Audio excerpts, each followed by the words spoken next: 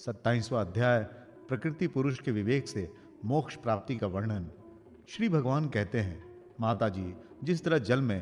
प्रतिबिंबित सूर्य के साथ जल के शीतलता, चंचलता आदि गुणों का संबंध नहीं होता, उसी प्रकार प्रकृति के कार्य शरीर में स्थित रहने पर भी आत्मा वास्तव में उसके सुख दुखादि धर्मों से लिप्त नहीं होता,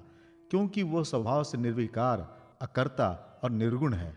किंतु जब वही प्राकृत गुणों से अपना संबंध स्थापित कर लेता है, तब अहंकार से मोहित होकर मैं करता हूं ऐसा मानने लगता है। उस अभिमान के कारण वह देह के संसर्ग से किए हुए पुण्य पाप रूप कर्मों के दोष से अपनी स्वाधीनता और शांति खो बैठता है तथा उत्तम, मध्यम और नीच योनियों में उत्पन्न होकर संसार चक्र में घूमता रहता है। जिस प्रकार स्वप्न में भय शोक आदि का कोई कारण ना होने पर भी स्वप्न के पदार्थों में आस्था हो जाने के कारण दुख उठाना पड़ता है, उसी प्रकार भय, शोक, अहंकार, मम एवं जन्म मरणादि रूप संसार की कोई सत्ता न होने पर भी अविद्यावश विषयों का चिंतन करते रहने से जीव का संसार चक्र कभी निवृत्त नहीं होता। इसलिए बुद्धिमान मनुष्य को उचित है कि असन मार्ग विषय चिंतन में फंसे हुए चित्त को तीव्र भक्ति योग और वैराग्य के द्वारा धीरे धीरे अपने वश में लावे। यमादि योग साधनों के द्वारा श्रद्धापूर्वक अभ्यास चित्त को बारंबार एकाग्र करते हुए मुझ में सच्चा भाव रखने, मेरी कथा श्रवण करने, समस्त प्राणियों में संभाव रखने, किसी से वैर न करने, आसक्ति के त्याग, ब्रह्मचर्य, मौन व्रत और बलिष्ठ अर्थात भगवान को समर्पित किए हुए स्वधर्म से जिसे ऐसी स्थिति प्राप्त हो गई है कि प्रारब्ध के अनुसार जो कुछ मिल जाता है उसी में संतुष्ट रहता है, परिमित भोजन करता है, सदा एकांत में रहता है, शांत स्वभाव है, सबका मित्र है, दयालु और धैर्यवान है, प्रकृति और पुरुष के वास्तविक स्वरूप के अनुभव से प्राप्त हुए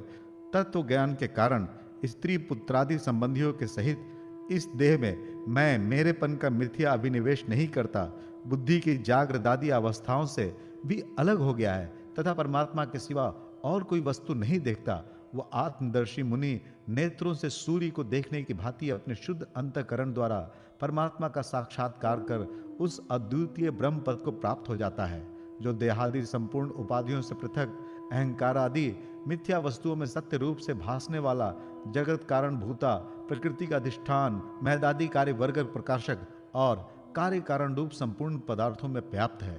जिस प्रकार जल में पड़ा हुआ सूर्य का प्रतिबिंब दीवार पर पड़े हुए अपने आभास के संबंध से देखा जाता है और जल में दिखने वाले प्रतिबिंब से आकाश स्थित सूर्य का ज्ञान होता है, उसी प्रकार वैकारिक आदि भेद से तीन प्रकार का अहंकार देह, इंद्रिय और मन में स्थित अपने प्रतिबिंबों से लक्षित होता है और फिर सत्य परमात्मा के प्रतिबिंब युक्त उस अहंकार के द्वारा सत्य ज्ञान स्वरूप परमात्मा का दर्शन होता है, जो सुषुप्ति के समय निद्रा से शब्दादि भूत सूक्ष्म इंद्रिय और मन बुद्धि आदि के अव्याकृत में लीन हो जाने पर स्वयं जागता रहता है और सर्वथा अहंकार शून्य है। जागृत अवस्था में यह आत्मा भूत सूक्ष्मादि दृश्य वर्ग के दुष्टा रूप में स्पष्ट अनुभव में आता है, किंतु सुषुप्ति के समय अपने अपने उपाधि भूत अहंकार का नाश होने से वो भ्रमवश अपने को ही नष्ट हुआ मान लेता है। और जिस प्रकार धन का नाश हो जाने पर मनुष्य अपने को भी नष्ट हुआ मानकर अत्यंत व्याकुल हो जाता है, उसी प्रकार वो भी अत्यंत विविश होकर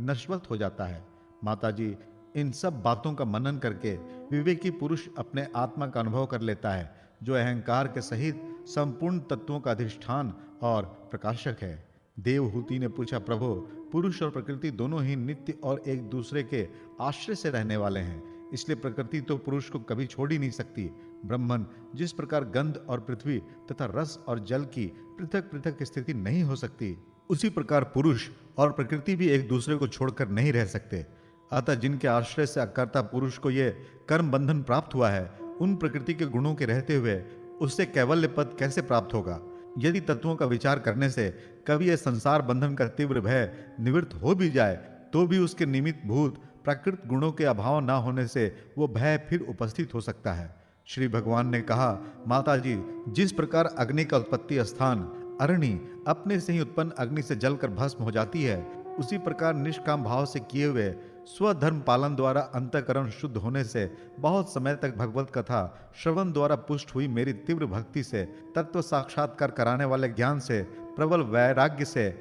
व्रत नियमादि के सहित किए हुए ध्यानाभास से और चित्त की प्रगाढ़ एकाग्रता से पुरुष की प्रकृति अविद्या दिन रात क्षीण होती हुई धीरे धीरे लीन हो जाती है। फिर नित्य प्रति दोष दिखने से भोग कर त्यागी हुई वो प्रकृति अपने स्वरूप में स्थित और स्वतंत्र बंधन मुक्त हुए उस पुरुष का कुछ भी नहीं बिगाड़ सकती। जैसे सोए हुए पुरुष को स्वप्न में कितने ही अनर्थों का अनुभव करना पड़ता है, किंतु जग पड़ने पर उसे उन स्वप्न के अनुभवों से किसी प्रकार का मोह नहीं होता, उसी प्रकार जिसे तत्व ज्ञान हो गया है और जो निरंतर मुझ में ही मन लगाए रहता है, उस आत्माराम मुनि का प्रकृति कुछ भी नहीं बिगाड़ सकती। जब मनुष्य अनेकों जन्मों में बहुत समय तक इस प्रकार आत्मचिंतन में ही निमग्न रहता है, तब उसे ब्रह्मलोक पर्यंत सभी प्रकार के भोगों से वैराग्य हो जाता है। मेरा वह धैर्यवान भक्त मेरी ही महती कृपा से तत्व ज्ञान प्राप्त करके आत्मानुभाव के द्वारा सारे संशयों से मुक्त हो जाता है और फिर लिंग देह का नाश होने पर एकमात्र मेरे ही आश्रित अपने स्वरूप भूत कैवल्य संज्ञक मंगल में पद को सहज में ही प्राप्त कर लेता है, जहां पहुंचने पर योगी फिर लौट कर नहीं आता। माताजी, यदि योगी का चित्त योग साधना से बढ़ी हुई मायामयी अणिमादि सिद्धियों में, जिनकी प्राप्ति का योग के सिवा दूसरा कोई साधन नहीं है, नहीं फंसता, तो उसे मेरा वो अविनाशी परम पद प्राप्त होता है, जहां मृत्यु की कुछ भी दाल नहीं गलती।